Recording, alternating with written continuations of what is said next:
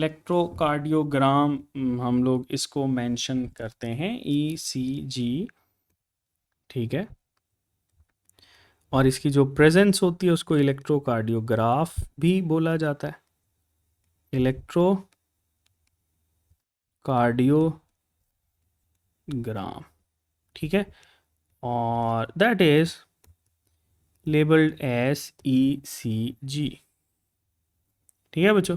इसको short form के अंदर हम लोग मेंशन कर देते हैं भाई, ये हमारे पास ईसीजी है, ठीक है जी। इंशाल्लाह ताला अल्लाह ताला आपकी नेक ख्वाहिशात पूरी करें, और आप कार्डियोलॉजिस्ट बनना चाहते हैं, अल्लाह ताला आपके कार्डियोलॉजिस्ट बनने में आपके लिए आसानियाँ करे, ठीक है।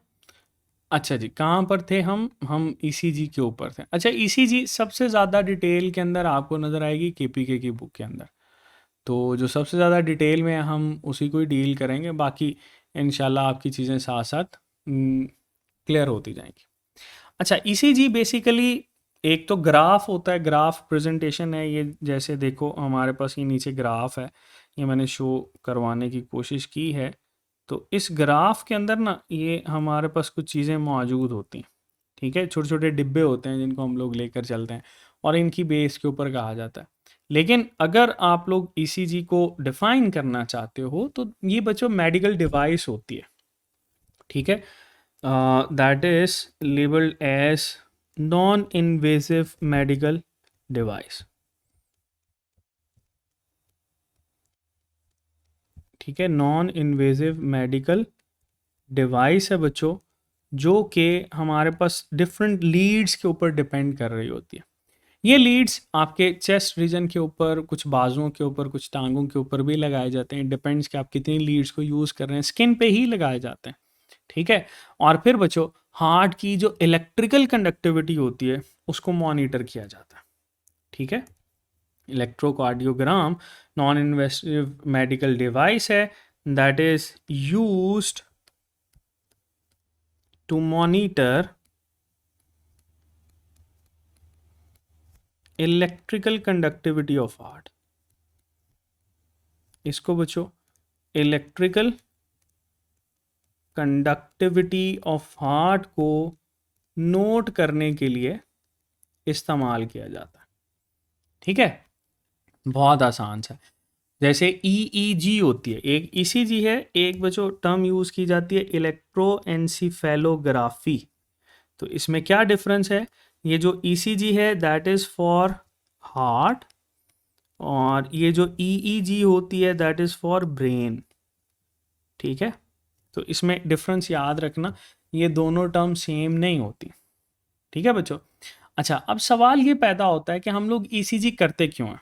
इलेक्ट्रिकल कंडक्टिविटी है ना, तो इलेक्ट्रिकल कंडक्टिविटी में अभी हम लोगों ने रिसेंटली पढ़ा कि आपके पास ये जो कंडक्टिव सिस्टम है हार्ट का, अगर वो डिस्टर्ब हो तो फिर बच्चों आपके अंदर ये ईसीजी की यूटिलाइजेशन जो है वो बहुत इंपॉर्टेंट है। अब इलेक्ट्रिकल कंडक्टिविटी आपके पास बच्चों डिस्टर्ब होगी किस किस कंडीशन के अंदर।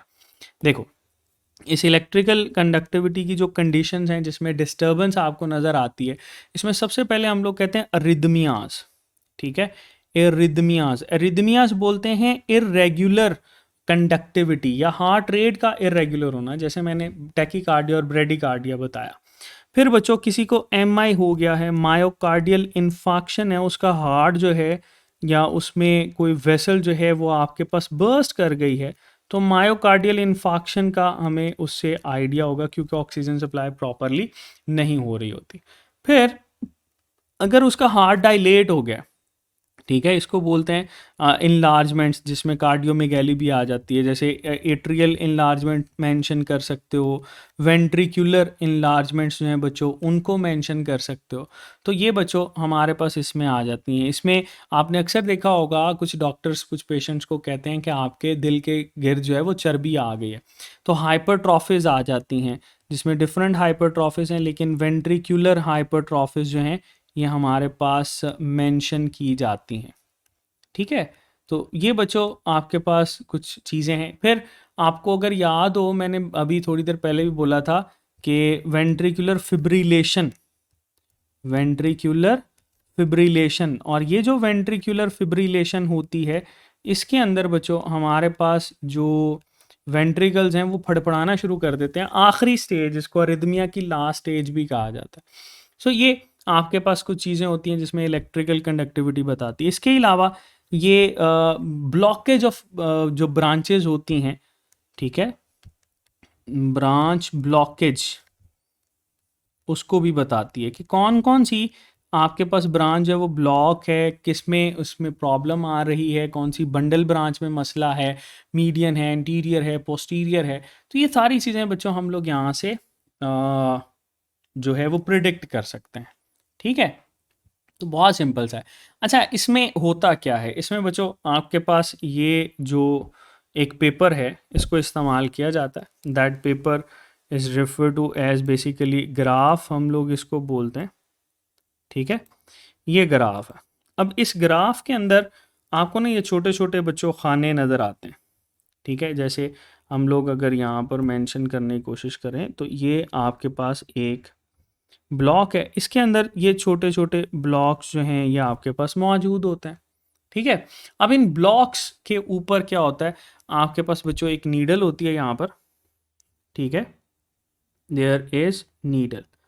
तो ये नीडल जो है वो आपके पास सर्च शो करती है। ये पेपर चल रहा होता है, जैसे ही आपके पास इसकी आती है इम्पल्स, तो ये ऊपर की तरफ मूव करेगी। अगर नहीं है, नेगेटिव है, तो नीचे की तरफ मूव करेगी। तो इसके अपवर्ड और डाउनवर्ड जाने की वजह से यहाँ पर बच्चों ये आपके पास ये इस तरह से ये मूवमेंट्स आती हैं।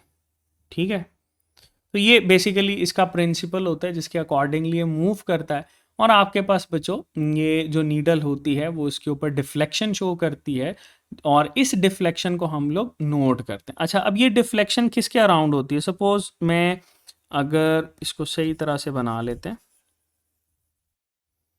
ठीक है, सपोज मैं ये कहता हूँ कि हमारे पास बच्चों ये इसकी सेंट्रल लाइन है। ठीक है, इस सेंट्रल लाइन के अराउंड जो है ये आपके पास ये इस तरह से इम्पल्स जो है वो हमें नज़र आ रही। ये जो सेंट्रल लाइन है इसको हम लोग बोलते हैं बच्चों, that is labelled as isoelectric line. ठीक है, that is mentioned as isoelectric line. इस आइसो इलेक्ट्रिक लाइन के साथ डिफरेंट और टर्म्स भी यूज की जाती हैं। इसको बच्चों मीन लाइन भी बोला जाता है, that is also mentioned as mean line. इसको बच्चों इक्विलिब्रियम लाइन जो है वो भी मेंशन किया जाता है, that is also mentioned as equilibrium line. तो ये बच्चों इसके साथ एसोसिएट होते हैं, और जैसे ही नीडल डिफ्लेक्ट करती है तो उसको हम लोग मेजर कर रहे होते हैं। ठीक है, चलो अब आते हैं बच्चों इसके पेपर की तरफ। इसमें आप लोग जो रेट ऑफ पेपर होता है ना, वो इसकी रीडिंग के अंदर बड़ा इंपॉर्टेंट है। जिसमें आपके पास ये कहा जाता है कि कुछ के अंदर तो पेपर जो है वो आपके पास कुछ बुक्स मेंशन करती हैं 2.5 सेंटीमीटर पर सेकेंड होता है। ठीक है, कुछ बुक्स के अंदर मिलीमीटर भी लिखा जाता है। तो आपकी बुक देख लोगे उसमें क्या लिखा हुआ है, 25 mm पर सेकेंड। तो बच्चों ये एक ही चीज़ है जिसको हम लोग मिली सेकेंड के अंदर या आपके पास बच्चों मिलीमीटर के अंदर जो है वो रिलेट करता है। ठीक है, सो ये MCQs आता है, एक ही चीज़ है। ठीक है, सिर्फ यूनिट्स जो है वो हम लोगों ने चेंज किया हुआ है। अच्छा, अब ये इसका आ गया रेट। अब इसमें हम लोग क्या करते हैं बच्चों, जो ब्लॉक्स होते हैं उनको जो है वो मेंशन कर रहे होते हैं।